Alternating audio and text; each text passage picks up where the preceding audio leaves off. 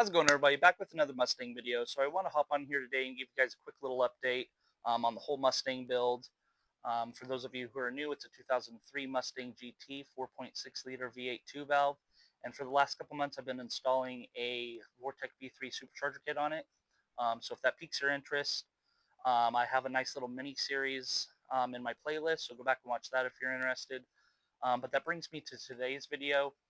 Um, so the last a couple nights ago, I actually limped the car to the tuner shop.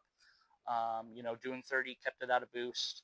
And then what I had to do is install those 47-pound fuel injectors and the BA 2600 MAF. And then I installed the front bumper on the front of the car, got it all ready and prepared for the tuner to do his magic.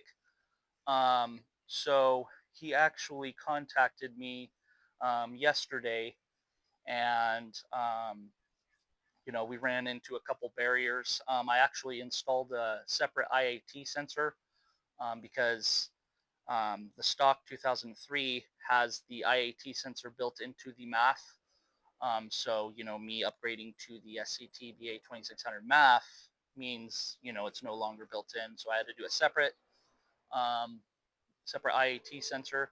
So I tapped into the wire harness of the existing MAF um, sensor and did all that. I have a video on that as well, so if you want to go back and watch that, you can. But anyways, we ran into some barriers. He said, the IAT sensor doesn't have no scaling or anything like that. I don't know if it has anything to do with the sensor itself, the wiring. It just was a whole headache. So unfortunately, what we came to is I have to install the stock MAF sensor. So with that being said, that's definitely going to bring down the power gains and stuff like that, because I'm going to peg out at a you know, certain limit. Um, so that's a little upsetting. But with these kind of things, you definitely can't go in thinking that everything's going to be perfect right out of the gate. So, um, sorry, a car's passing right now. Probably can't hear it because I got the mic. But um, yeah, it's a little upsetting because that's definitely going to bring down those power gains. I'm going to peg out at a certain level, and we're going to have to see where we go from there. But what we're trying is he's taking that SCT housing that has the MAF, because it's a bigger housing. It's a 90 millimeter compared to, I think the stock is 80 or 83 or something like that. So we're going to take the housing. He is actually going to put the stock um, MAF sensor in that housing, and hope for a little bit. Probably nothing major, but it makes a little sense to us. More air going through there, but that sensor is still going to peg out. But we'll see what we get, guys. So those are the barriers that I'm actually going through. He has it on the dyno. So he said, he got the bass tune. So he was able to start the car up, safely and stuff like that. And it's idling, fine.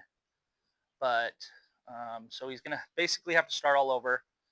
Um, so we're going back and forth. I'm still talking to him. He's wanting, a little more information on the fuel injectors and stuff like that. So it's going to take time. So please be patient with me. I'm getting on here and giving you guys updates as I go. I'm getting updates as well from my tuner. He's asking questions.